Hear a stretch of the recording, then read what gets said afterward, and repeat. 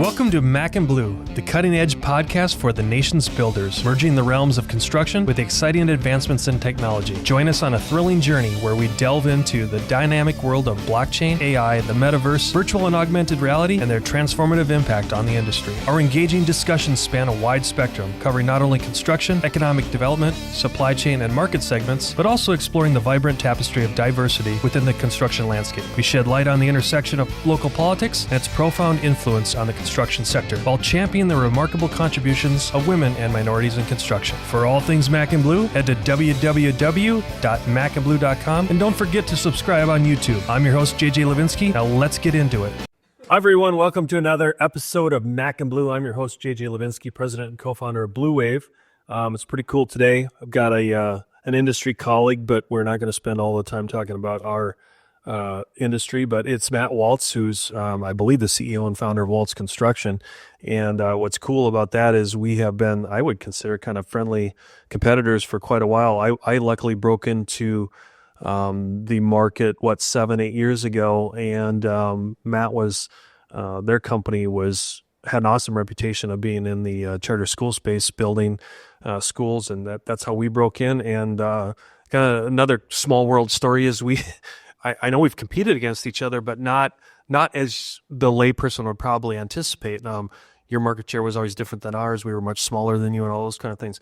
But we were brought together today not only because of our familiarities with construction, but we're going to talk about the marijuana industry. We're going to talk about New Freedom, Arizona, which is probably what we're going to spend the most time on. Matt's involved with a group of people doing some really cool things.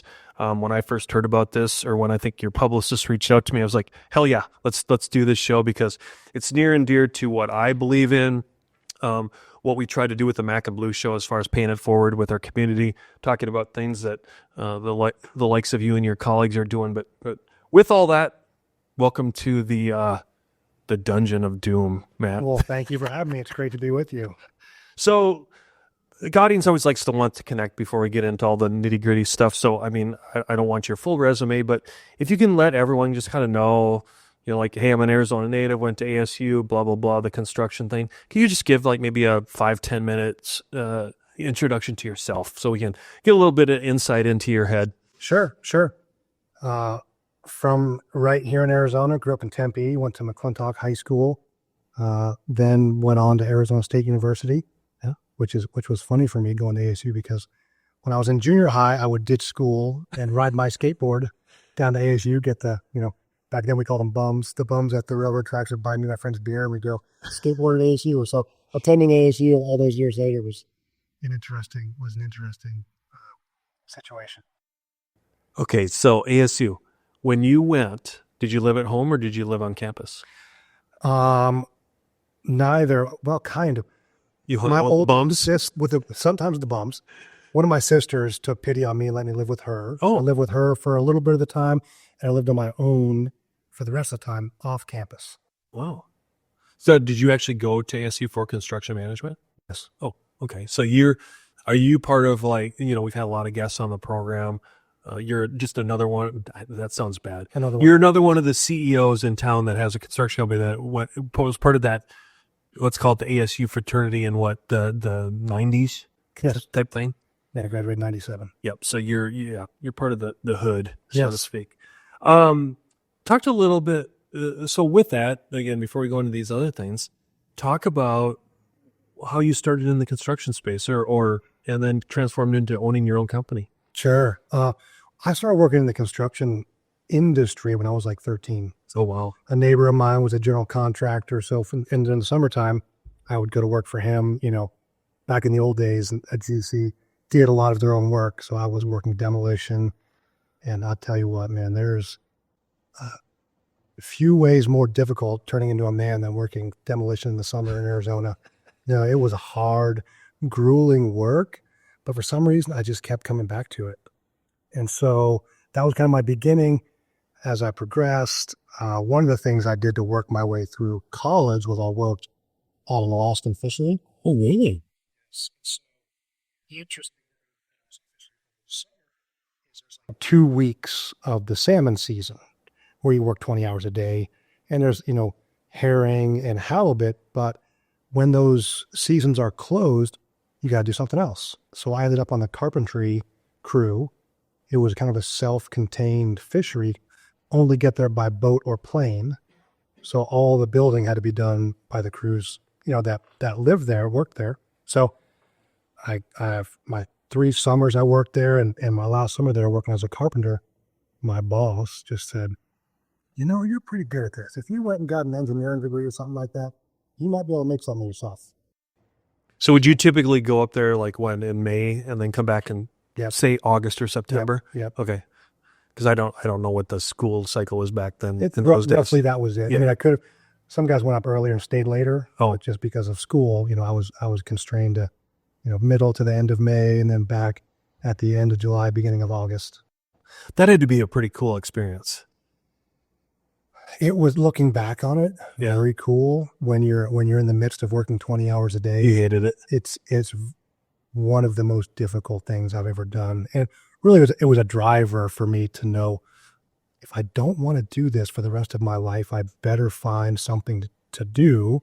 And it kind of what drove me to get, construction school is funny because it sounds like, what do you learn how to use a saw and a hammer at construction school? But it was really engineering intensive. It was a difficult course load. So, but I knew it's what drove me really to finish college and go to work went to work for Gilbane after graduating from ASU. Okay. And really, I think the driver was the incredibly hard, grueling physical labor working at a Alaskan fishery.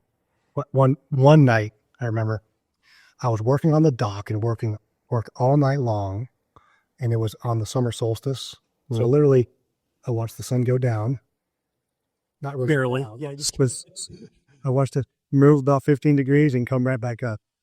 And it was like one of the more surreal things I've seen in my life. Yeah, that is pretty cool. I've been lucky enough to not there, not in the same context, but I was able to experience it in Northern Europe, probably about the same time. This was in the early 90s, and I'll never forget it going, I was a Midwest guy, so we experienced Northern Lights and the different things like that, but to actually see how the sun hardly ever sets, unless you've been through it like in Alaska or Northern Canada or whatever, it is a pretty surreal experience. Yeah. So the time at Gilbane, if you don't mind me asking, what did you learn and garnish out of yourself in those years? I learned so much, and the Gilbane is just a fantastic company. I have nothing but good things to say about them. 145-year-old company, still run by the Gilbanes today. Mm-hmm. So it's like the 5th generation of Gilbanes that run the company. And I learned some really solid lessons about client advocacy. Gilbane was really huge. And I learned so much about taking good care of clients. Mm-hmm. I also learned about having a partnership with the trades. Okay. The trade contractors, because as I'm sure JJ, if you don't take care of your clients, you don't take care of your trade subcontract partners, you have no business. They're both your clients, right, yeah, Matt? Yeah. So those were some really, really fantastic lessons I learned early. Also, I was lucky enough to really get immersed in design build. Mm. So I learned how to do design build early in my career, which any design builders out there, don't take offense, please. But a lot of folks say they do design build. What they do is they hire an architect, they let them go off and design, they don't get involved, and they price what the engineers and architects come back with. Mm-hmm. And the way I do design build is, sometimes we'll subconsult civil, structural, mechanical, electrical, everyone direct, and we really work with our designers to make sure the value and the constructability and all these things come together the way they should. And when that happens, I think design build is by far the very best delivery method. So I got to learn early on how to really conduct myself in the design build world. Now, probably a fair question that you might have is, well, what made you leave and start your own company? I was getting there. Uh-huh. Please go ahead. So you can lead your own witness. Thank you. Objection. Overrule. So one of the things I learned, and this is something I tell when I talk to young people who want to be entrepreneurs and want to get into business, one of the things I learned that I think might be true for them is I had the misconception that going to work for a big company, well, this is a very successful, multi-billion-dollar company with thousands of employees. It must be true. Everyone here is organized and hardworking and effective and all of these things. And I got hired, at entry level, assistant, junior, mini project engineer or whatever. By the way, that is the best description I've ever heard. Get some more adjectives and adverbs in there. It was like, making like, $32,500 a year. So something ridiculous like that. And I came in and said, all right, where's all the effective, hardworking, smart, executing people? And I looked around and it didn't seem to be that many. Yeah. And I said, it must be the next level. And then I'd get promoted. I would look around and I would say, yeah, there's some good people, but overwhelmingly they weren't the majority. Mm-hmm. And then I got promoted again. And, after a series of a bunch of promotions where I was kind of below, the C-suite a little bit, I was at a pretty high level. I looked around again and said, there's not a ton of really, really effective people. So that knowledge gave me the courage to go out and do it on my own. We're not going to bash the corporate thing because a lot of us had to start there. We've had this conversation on this before, but for the audience and the young people that might be chiming into this, it's not all bad and it's not all good.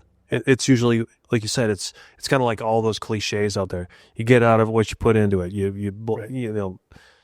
We could go on and on like that, Matt. But in general, in the generalities, if you want to call it that, what takeaways did you have from the Gilbane and that large GC experience, both good and bad? So in other words, let me ask it differently. What you just described at a macro level, I think was well kind of summarized. But can you go a little bit deeper on some of the things that, let's say the way that you were wired, Matt, being more entrepreneurial. What were those things that you saw that said, I can go do this on my own? Great. Other than just piss and vinegar, of course. Great question. And one of the interesting things, because someone asked me this recently, like, it seems like a lot of people have the entrepreneurial spirit at an early age, and maybe I did, but I think some of that was addressed because it feels, at least at Gilbane, it felt like I was running my own little company. Almost like your own P&L. At my project. Yeah. Right. And I was pretty demanding. I had great people I worked with. So we always had success, but I felt I got the leeway to run things the way I wanted to run them. So it really felt like I had a mini entrepreneurial experience at Gilbane running projects, sometimes big projects. I had a $80 million project at Gilbane that staff of like 18 people. It was the real deal. And it was really fun. So I really enjoyed that part of it. The thing that I realized, and I think this is a misconception that a lot of people have, is they think there's more security in a big company. Go into that deeper. Yeah, and so what I believe is true. There comes a time when dreams become a reality, when you see your vision materialize into a true work of art. And the only way to get there is to choose a general contractor who shares that same vision and knows how to bring it to life. At Bleu Wave, we aren't so big that we've forgotten where we've come from, and we aren't so small that we can't care for your projects regardless of their size. When your vision deserves safety, perfection, timeliness, and expertise in order to become a reality, trust Bleu Wave to get it done right the first time.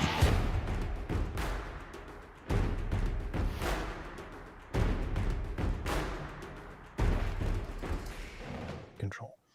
And if I can jump in, because we're kind of close in age and probably a similar career path. The other thing that I remember back in those days is there was no equity. You maybe got a bonus, but there wasn't big profit sharing programs. Sure as hell wasn't the ESOPs that are out there like all of our friendly competitors now have entered into. So when you take that equity off the table, what were we always working for? Well, we were, I don't know about you. I wasn't really a salary jumper, but I did want more challenges. And I think you're kind of describing some of that is without equity, what else are you going to look at? And it was, okay, you're right. Maybe some security. It seemed like I think the group that I ran with, we were always taking a bigger challenge, like, can I get a bigger project? Like what you were talking about. Hey, can I get that $80 million? Can I get that $100 million project where now I am the senior PM and now I've earned the stripes to run that kind of project. So Yeah, I don't know where I was going with that whole thing. I was just trying to describe that. I think in today's day and age, I know where I'm going with this, is that equity is thrown around like bargaining chips now, and back in our day, I don't think that was available. Was that fair to say? Yeah, it does feel like we're the old guys now. Back in my day, We are old. we weren't offered equity, you young kids. Yeah. Yeah, for sure. That's All right, so talk about that. Had to be a exhilarating and tough thing, is what, turning in your notice and then going on your own. Or how did, I mean, give us a story. yeah. So it was even more complicated than that, Okay. because I put my notice in, and in just such a class act way, my bosses at Gilbane said, "We understand you want to start your own company. However, your project, what you're doing, is too important to us. So start your own company, but continue working for us." No kidding. So they let me. That's unheard of. It's unheard of, and it really is a testament to how, Yeah. really classy and professional and family oriented the Gilbanes and the Gilbane company culture is, because they let me knowingly leave for 6 months, but finish up what I had going for them. And, it certainly it was mutually beneficial, because I was running a very profitable, very successful job. They didn't want to lose that continuity, but it was such a gift to me that I've never forgotten. And, I keep in touch with the Gilbanes, and, we haven't done it yet. We talked about joint ventures over the years. Right. And they've always been super supportive, and really, really can't say enough good things about Did you, guys. during your tenure with the Gilbane, Matt, did you always stay kind of in this area, or did you travel around the country? So originally I went to Raleigh, North Carolina. Oh, you did? I was building in their high-tech division. So we Yep. were building biotech and pharma. Yep. So I The triangle? was an RTP. And then I was up in Maryland, the mid-Atlantic, New Jersey, Philadelphia. So you get to see a lot. Got to see a lot. And I think the reason I'm asking is, again, there's a lot of people that watch this, of the more if you're willing to take that leap, you will double down, if not triple down, or put some multiplier on it to your experiences of what you can garnish from that, especially in our space. I look back at anyone that was willing to travel, always picked up more knowledge and experience than anyone that said, "No, I'm only going to stay in my little bubble." Yeah. I mean, it's true. And the Gilbanes told me, like, listen, if you're willing to travel and go do things, your trajectory is going to be different. Yeah. Because, they appreciate, I'm packing up and going to a place I've never lived before for 2 years and then doing the same thing over and over. I had a chance to come back to Phoenix. I don't know how long have you been in Phoenix? 12 years. Okay. So this is way before your time, but there was an initiative that got passed in Phoenix. A company called TGen was coming to Phoenix. Know that, And yeah. this was supposed to be the pharmaceutical boom was going to happen in Phoenix. And I came The pre-TSMC, right? and I'm still waiting on that pharmaceutical biotech boom to happen to this day. So I got to come back to Phoenix and work in the fairly new Gilbane Phoenix office for about 4 years prior to my departure. Sorry, I took you down a different rabbit hole. So go back to, so now we've established that Gilbane's being super supportive of you. Talk about that transition of starting on your own. Yeah, no, it was really glamorous. I had a partner, Paul Nowak, who worked with me at Gilbane, and Paul and I decided to start this company. And the first thing we did was went to Lowe's Home Improvement and got a contract installing doors and windows. No kidding. Literally, we were driving around in our trucks a lot on the weekends, installing doors and windows for Lowe's. Wow. And that was just... And that was mostly, I'm assuming, almost 99% residential, right? Oh, yeah. I mean, that wasn't hollow metal, and it wasn't commercial, yeah. It was. So that was just the way we decided we have to generate some cash flow and keep us going. Kind of like treading water until we get the work we really want. Got it. Because I knew, we had good clients. ASU, I built a relationship with, and I knew at some point ASU would give us a chance. Mm-hmm. They wanted to see us survive on our own before taking a chance on us. Right. So that was one of the ways we did that. And it was not fun, but it was character building. And it was a part of, one of the things I talk about in my company a lot, or anyone who will listen really, is having that don't take no for an answer attitude is one of the most powerful things that a young person or an entrepreneur can have. If it doesn't work this way, try something else. Doesn't work this way, try something else. I'm not going to accept no as the answer. Yeah, until you slam a door in my face and say F no. It's still maybe a yes. Out the back door. I don't know. That's just part of, I think, if you can tread water long enough, if you just don't listen to no long enough, something will happen. So when I'm kind of hitting fast forward here, and be humble with this. When was it? So that was year one. What year was it? Was it 1, 2 years later where you finally maybe looked in the mirror, pinched yourself and said, we finally made it? I'm still waiting for that to happen. Okay. Honestly. At least you're honest. I feel like, a child of the Depression in some ways. Like, your grandparents, like, always expecting their shoe to drop, always storing up food in the pantry. Like, I kind of feel like that's kind of how I'm built a little bit. But I think... You know what I'm asking now. Your question. And by the way, I do appreciate that answer because I think there's a lot of people that are wired that way. I find myself being somewhat maybe too conservative in that light too. Like, yeah, right. Only because the way I was raised, where I was raised, maybe it sounds like a similar thing. But go ahead. So, but the first time we got a legitimate job, that was like kind of a big deal. Holder, you've been around long enough to know, like, one of the ways as general contractors we get work is when a really difficult owner decides to part ways with their original contractor and bring someone else in.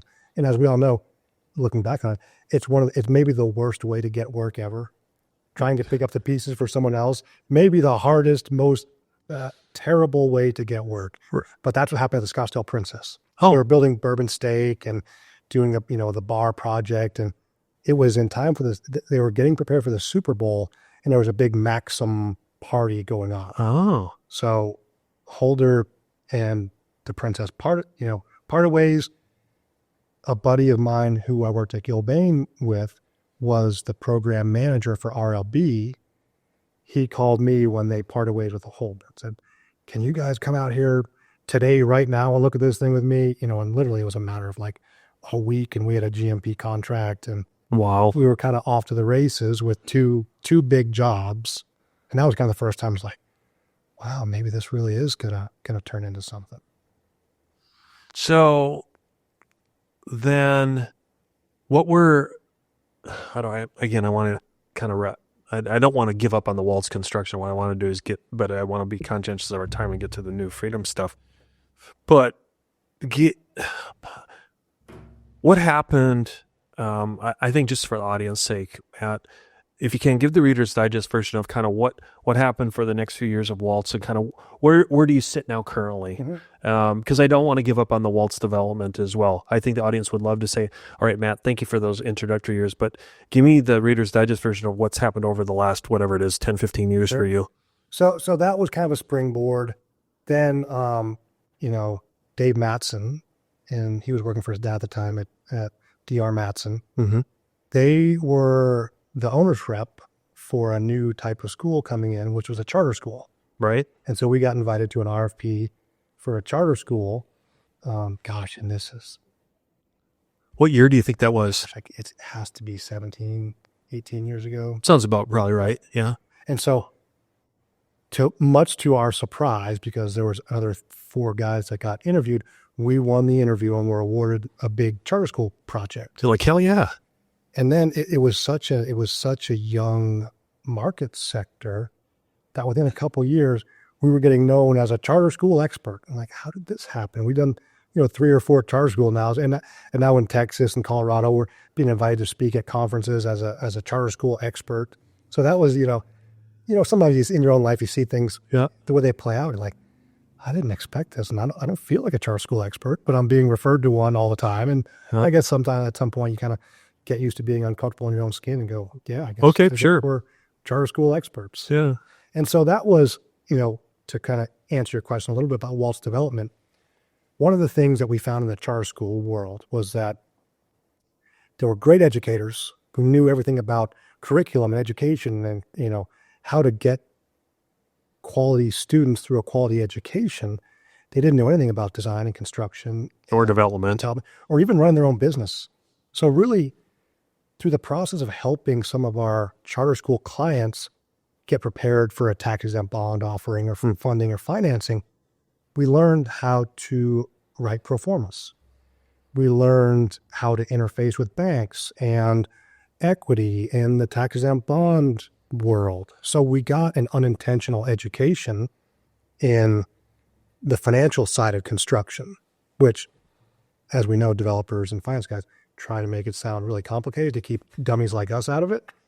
But once I figured out it wasn't that complicated, like, okay, I get it. This is not that difficult. And so that was sort of what drove me to get in the development side of the world, because I understood it and spoke the language now. And really, the truth ends up being, it's just putting a bunch of pieces together. Just Different puzzle, right? different puzzle. You kind of take the financial, experts as kind of trade contractor partners. It's kind of the same thing. You put the right team together, you get the funding, bring the designers in, you construct it. It's like the hard part really is the design and construction. Mm-hmm. Putting the funding together, figure out the development side, I think is a much easier task. No, it was cool. And without patronizing you, I remember when I got into it, 7-8 years ago, your name was always there. And a couple other names that we've mentioned on the show before.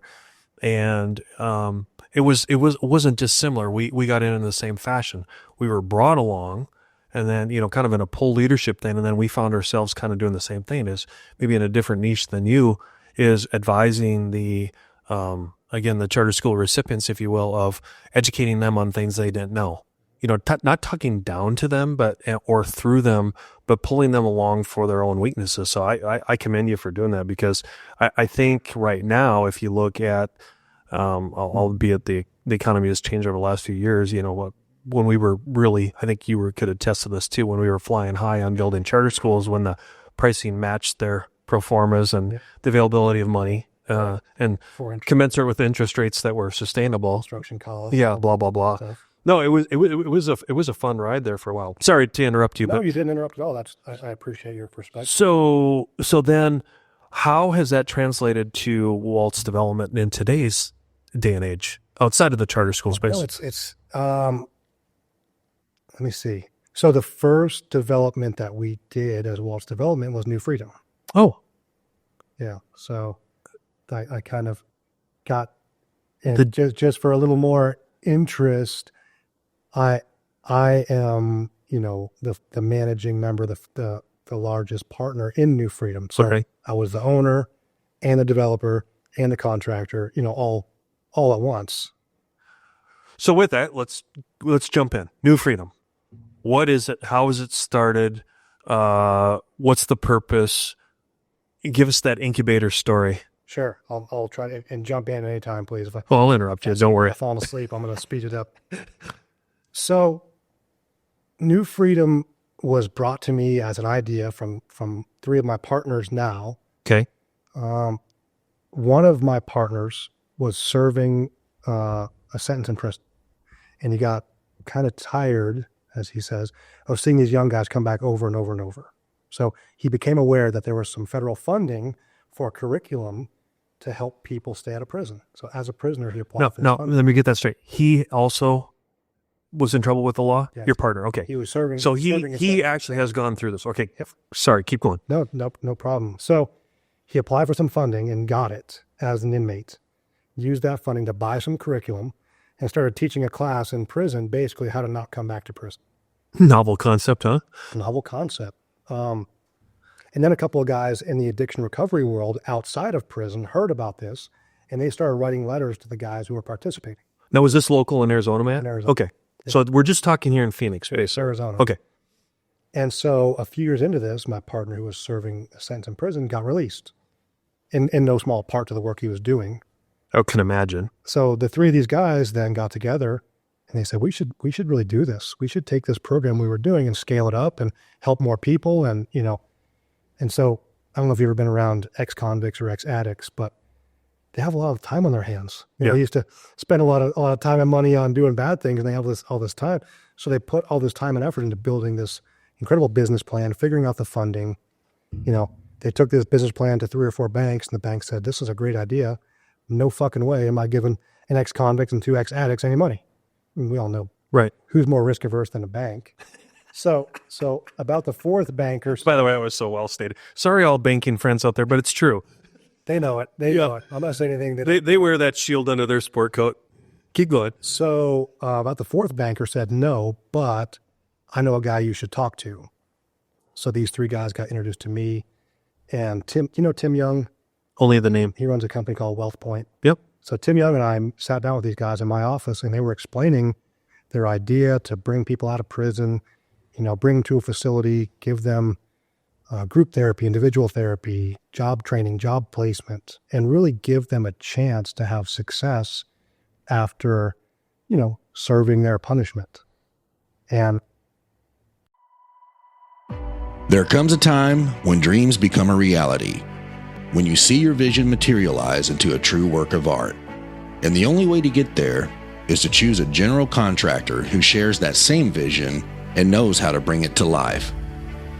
At Bleu, we aren't so big that we've forgotten where we've come from, and we aren't so small that we can't care for your projects regardless of their size. When your vision deserves safety, perfection, timeliness, and expertise in order to become a reality, trust Bleu to get it done right the first time.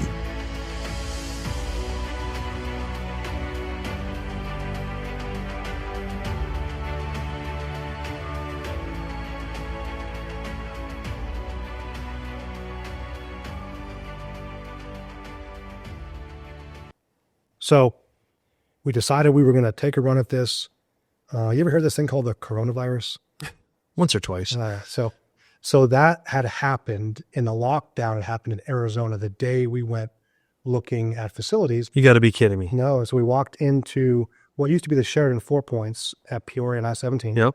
right by Metro Center. And the owner was basically begging us to buy it. I mean, it was an empty hotel, 250 rooms, 180,000 square feet. And so we signed an LOI like 3 days later, and they let us move in. We didn't have a purchase sale agreement for about 6 months. They let us move in right away. People were coming out of prison, moving right in. We were programming right away. It's the craziest thing I've ever seen. That this thing, it just took off kind of on its own. So, and I don't mean to interrupt you. First thing that comes to my mind is to ask you, okay, Matt, the audience wants to, okay, how did you cash flow this? So how did, and I'm sure you get into the weeds, but try to give it at a higher level. Sure. If that's, or get in the weeds, I don't care. No, so it was capital intensive. Yeah. And one of the things we kind of skipped over, I started the company while I was, about 10, 12 years ago, a medical marijuana company. That company ran its course. I did an exit. It went public on the Canadian Stock Exchange. Sure. So I kind of finished a business. I had a liquidity event and an exit. And so I was kind of looking for what's the next thing to do. So that was, a lot of the capital came. So you had a kind of like a 1031 almost maybe in the business state, or was it just more of a cash to cash thing? It was just cash to cash. Got it. Investment it was a liquid investment in the business. Okay. And so that's kind of how we got started. Which is still, I mean, I know what you're trying to say, and I applaud you. I mean, because a lot of people can't do that. But so we're getting, let's say that first year, while it's still COVID, coronavirus, whatever, how were you able, what was the funding source? Where was the revenue coming from outside of your capital? Yeah. So the way it works is Medicaid covers the services that the people who come to New Freedom, that they get the clinical services. The clinical services. Got it. Yep. So, but that means, getting a contract with Access originally, then going and getting contracts with the individual insurance companies, the payers as they're known. Got it. And so all that was time consuming, challenging, so we really put a lot of people through the program who we didn't get reimbursed for the first year. Got it. Because people were coming out and it was just such an eye-opening experience for me. It's a 250-room hotel. We have room for 400 people. So when we're at capacity, there's 400 people living in this converted hotel, conference hotel. They do their programming, the group therapy, the case management, all those things in what used to be the conference side of the hotel. Mm-hmm. It really, when I first thought about doing this, I assumed I was going to have to build something, to meet the needs. It turns out a failed or failing conference hotel is about perfect. Interesting. For what we do. What was not now, but then when you started, what was the typical person if you can go back and just visualize maybe a few people that you connected with, what was their typical story? It's all over the map. Sorry, I knew that was going to be a bad question. It's true. Okay. It really is true. There are some people, and I know this because I went on the Dr. Drew Pinsky podcast about a month ago, and they asked me to bring one of my graduates. Okay. So I interviewed, 8 to 10 people who were relatively recent graduates to see, who we had the best rapport with, who would be the best guests. And what I found in interviewing these people, some people came from great homes, parents together, great in school. They got mixed up in drugs and everything fell apart. Right.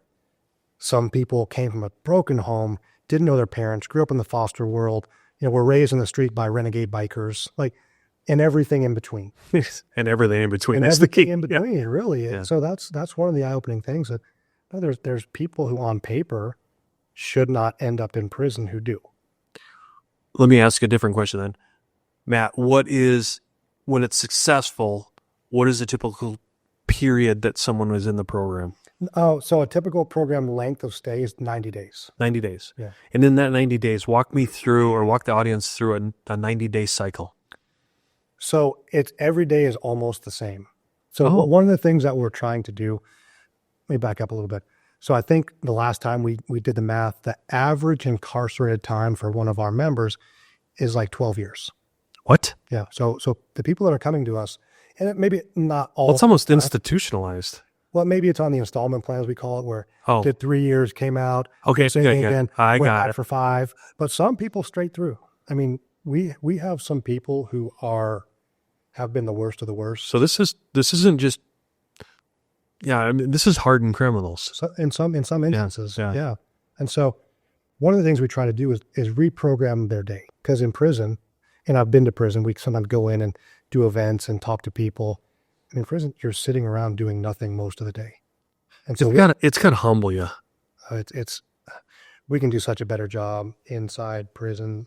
It's a whole nother different 4 day. 4 hours. Yeah. So the answer to your question is, at New Freedom, everyone wakes up, they work out between 6 and 8 a.m.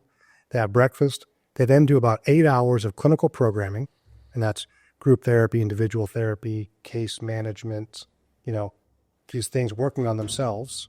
How did you develop, or who governs that curriculum? Are you under oversight by any regulatory agencies, or is it all just done by what you think is pertinent to the economy, the society, what? So we have a chief clinical officer. Okay. Who absolutely, she's got a tremendous amount of experience designing programs. She's worked in a lot of places. So All that residual knowledge. And there's also guidelines, from Department of Health Services and Medicaid and access. So in order to get the funding, okay, I got there it. are many, there is no shortage of rules and regulations. And we comply with all of them. Well stated. Yeah, in case you were worried about that, there's no shortage. No, I'm not worried about it. It's my job to ask the questions to let you puke on everyone out there so they understand what it's really like. Yeah, so about 8 hours of clinical programming and lunch is in there. Then they have dinner. Then what I call the night shift starts. And the night shift is vocational training. It's GED classes. We're trying to encourage people hey, listen, if you spent all this time inside, you're probably behind a little bit. Let's deal with life like you're a young professional really getting after it. Mm-hmm. So get prepared to go to work and then do continuing education at night. And so that's kind of the mindset. It's a lot of work, and they're full days every day. And the men and women who come to us, they seem to really enjoy having Purpose. Purpose and drive. And, it's not easy. Let's ask some tough questions. What's the success rate or dropout rate either way? This is one of the things I'm the most proud of. So, and we have this data almost up to the minute because we work with Department of Corrections every day intaking people. Mm-hmm. So we know when one of our graduates reoffends and goes back to prison almost up to the minute. So we've had almost 7,000 people through our doors in just about 5 years. Mm-hmm. And for people who graduate, not everyone graduates, but for people who graduate, our success rate is 94%. Say that again. 94%. You got to be proud of that. I'm incredibly proud, and I would love to take more credit for it, but the truth is, a lot of the magic comes from the employees we've got 220 employees. 85% of them are formerly incarcerated, formerly addicted. Wow. So you're getting them to pay it. Yeah, that's pretty profound. And some they're actually become some of my best friends. And some of these men and women were the worst of the worst. I'm talking I can imagine. Shot callers for the Aryan Brotherhood, shot callers for the Mexican Mafia. And so when someone comes to the front doors at New Freedom and they see this guy who used to be the most terrifying, terrible human being you can imagine, and now he is generous and caring and charismatic and successful, what someone says to themselves is, well, if that lunatic can do this, so maybe there's a chance for me. And that's this incredible spark of hope that happens that really, when I take people through the facility, almost always what I hear is, I thought I knew what I was coming into. I had no idea it was going to be this impactful. I mean, most people I bring through on a tour will shed a tear because it's so emotional to see men and women who said, I never had a chance before, but because I have a role model and a chance and, it's changing my life. And so that's just, I can't put a price tag on that. So I know you can't answer this one specifically, but you, back to these kind of hardcore questions in the demographic of it, let's say men, women, whatever, I'm keeping the gender out of it. But do you find that the people coming through this program, is it more like the young people? Is it the 30 and 40 somethings? Is it, I know it's all across the board, but when you just do a walkthrough, it's like, oh wow, everyone looks like they're in their mid 30s or something like that. No, it's all over. The demographic is all over, the age range. There's some guys that come to us at 18 or 19 who have been incarcerated since they were 13.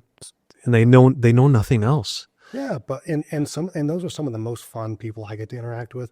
There's also, so the Clemency Board, which I don't know if you know what the Clemency Board No, is. educate us. That's Clemency. I mean, I know what the word means, but educate us as far as the board. So they deal with people who are in for life generally. Mm-hmm. And so we've had some people who were doing life sentences who got released to New Freedom.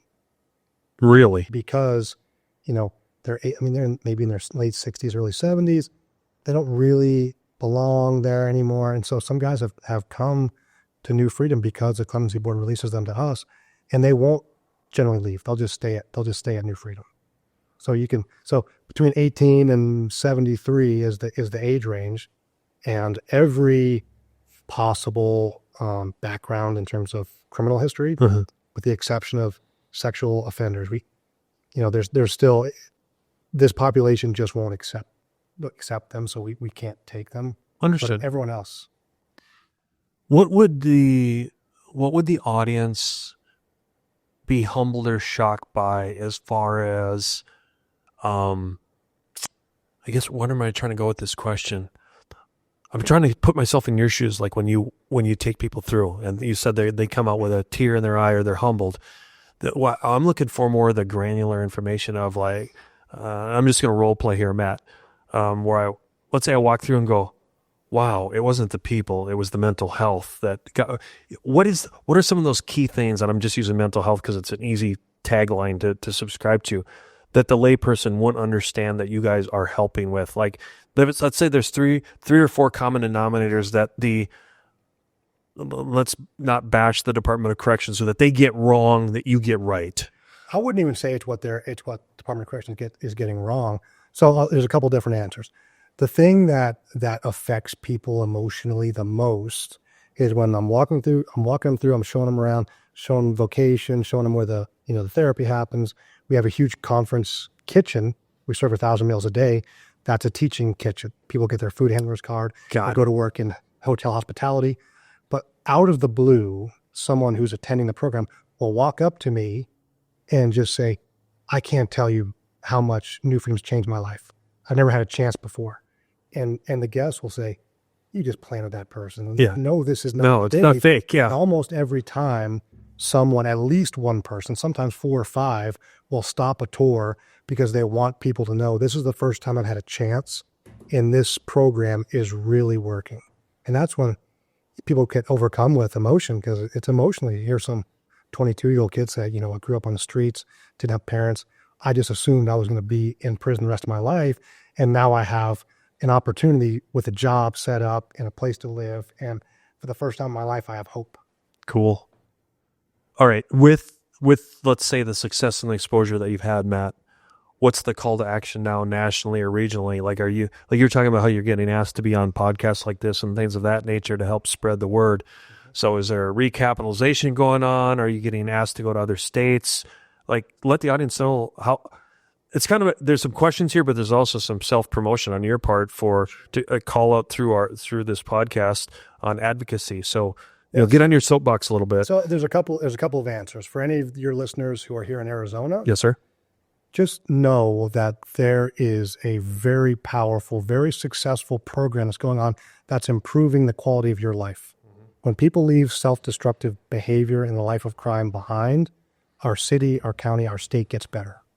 There's almost a $200 million a year positive impact New Freedom is having on the citizens of Arizona. 200 million. 180 and change. So wow. I'm rounding up a little bit, but not it's okay. much. It's what us. And so that's important. If you haven't heard of New Freedom, please talk to your city council members, your state legislators, state representatives. Tell them you've heard about New Freedom and you want to make sure that we're getting the support and everything we need from our government officials. Has there been any reach out to you or the group or your board or whatever you want to call it? That's at the LUG, the local unit of government. But has there been anything at the state or federal level where people have reached out to you and said, hey, New Freedom, we want help here? So I've had a lot of high-profile politicians, a lot of congressmen, some senators have come through. Everyone loves it. So right now, we're looking at expansion into Oklahoma, Missouri, and Ohio. Okay. So the truth is, almost every state in the country could benefit from having a New Freedom program. Okay. And so I guess another important thing to tell you is we haven't invented the wheel at New Freedom. Like, people have been doing most of these services for a long time. It's the first time we put it all under one roof. That's the key. That's the key. And we have a nonprofit partner who provides the housing and food. Bingo. We didn't talk about that earlier. Yeah. Thank you. I felt like there was something we weren't addressing, and that was it. So what someone leaving prison after 17 years gets to do is spend 90 days decompressing from an incredibly stressful situation, dealing with traumatic issues that probably cause them to feel self-destructive and commit the crimes. Also, get them job training and job placement. So we're tackling 4 or 5 issues all at once. And that's what's giving people the real opportunity for success. So let's put our other hat back on for a second. Are we getting people trained to be in the trades for us? That's the majority. Okay. The majority of people, we got Wholesale Floors is a great example. Oh, yeah. Wholesale Floors partner with us. They teach a class on flooring, and they hire the majority of the graduates. Okay. There's electrical firms that do the same thing of framing. So flooring, wood framing, electrical, painting, HVAC. We've got all these trade contractors coming in, partnering with us to develop the vocational program and then hire from within. And we got about 90 employers who hire out of New Freedom regularly. That's awesome. Yeah. It's probably, I didn't know it was going to be, none of us did. The vocational program is probably one of the biggest drivers that people come to New Freedom for. Because inside the prisons are here, you're getting great jobs at a New Freedom. So the funny thing is, it turns out that, I don't know, most people aren't super excited about dealing with childhood trauma, but they're excited about getting a good job. Yeah. Right?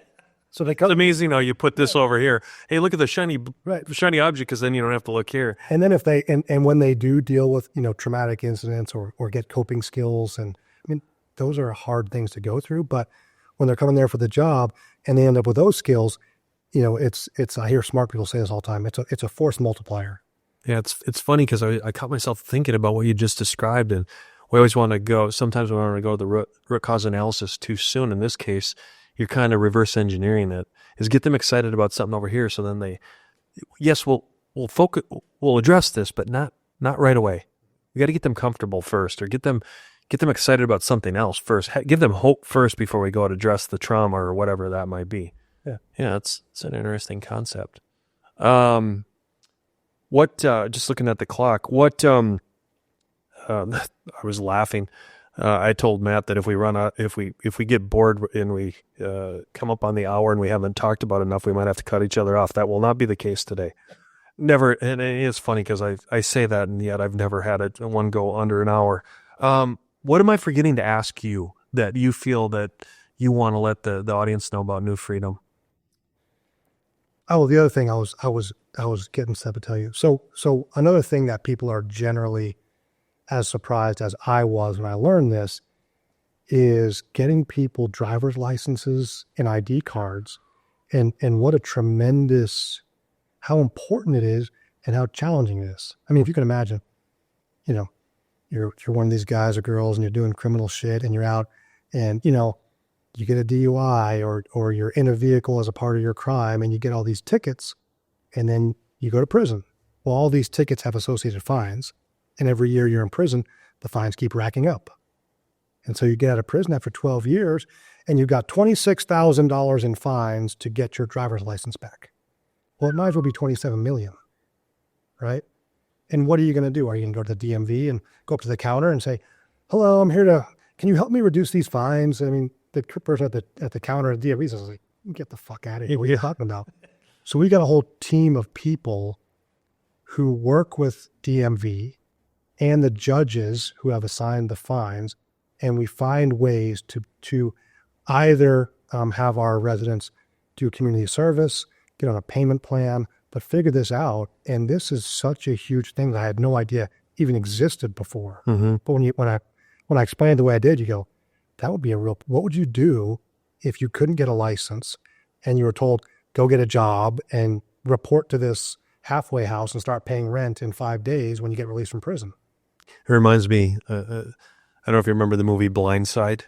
Remember the movie about Michael Orr, mm-hmm. where he was a homeless. I'll never forget that part of the movie where Sandra Bullock's the mom, and the guy playing Michael Orr, he's like, I just want my driver's license. He's like, well, why? He's like, for someone that's never had an identity, or like you said, where it's been in limbo, to get that sense of dignity back of having that identity, that little driver's license or some sort of ID just gives them confidence, and a sense of purpose. Yeah. And who would have thought?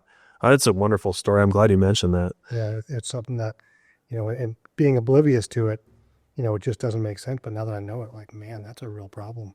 Is there other things like that too that happen as far as, on that advocacy? I'm just trying to think of other questions I could ask you in that light. Because are they technically, is everyone still awarded the state, if you will, until they get through the program with you? No, and so the answer is no. Also, our program is at will. So they're not required to stay. Got it. If you're going to stay, you must follow our rules. Mm-hmm. If you're going to leave, you can leave. We're going to counsel you not to.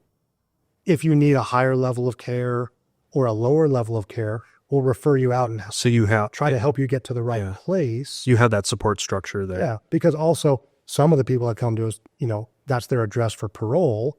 And if they leave, there's a chance they could be violating their parole and they might go back to prison. So, people do leave. Sometimes we try to convince everyone to stay or go to a different level of care.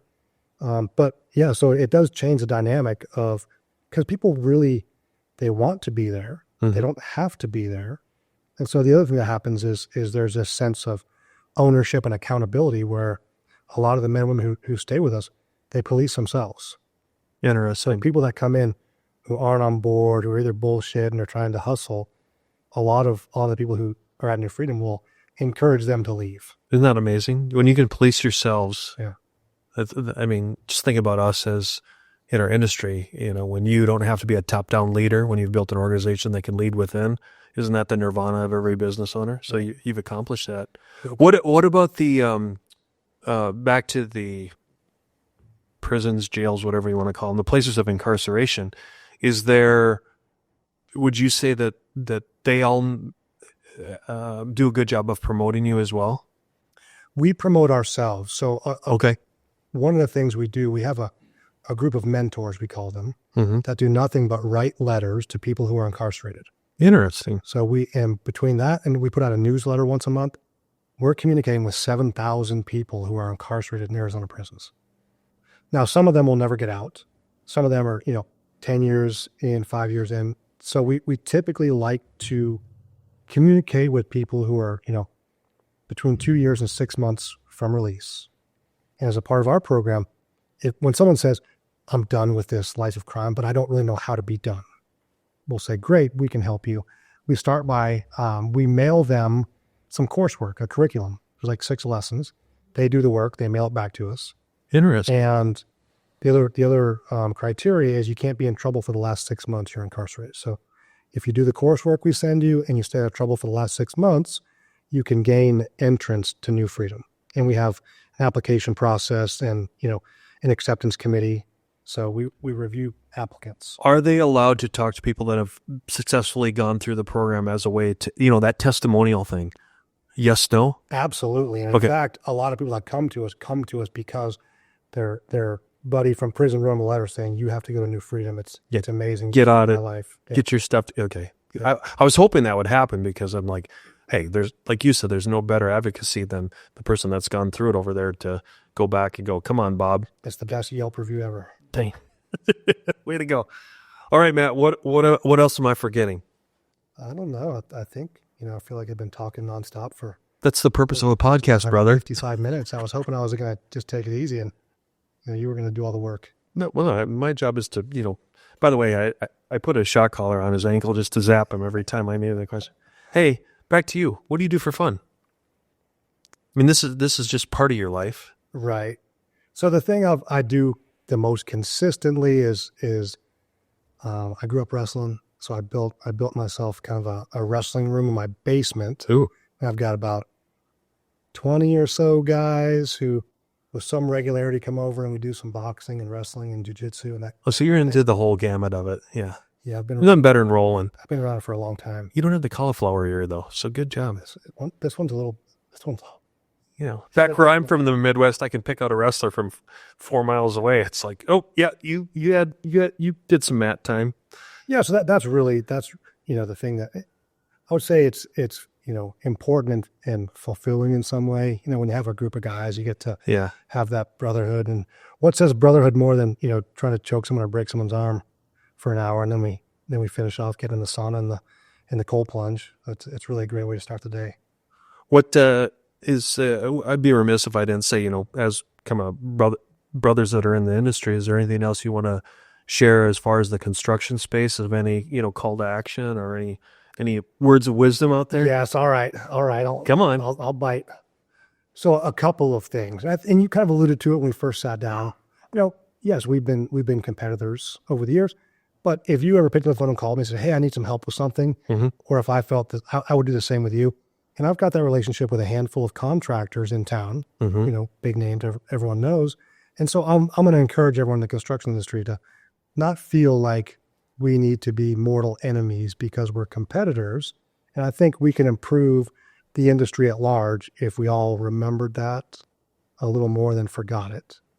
And well stated. And the second call to action, and this is something that at my company we've really been focused on for at least the past 10 years, is the construction industry at large maybe has done the worst job ever in being a client advocate.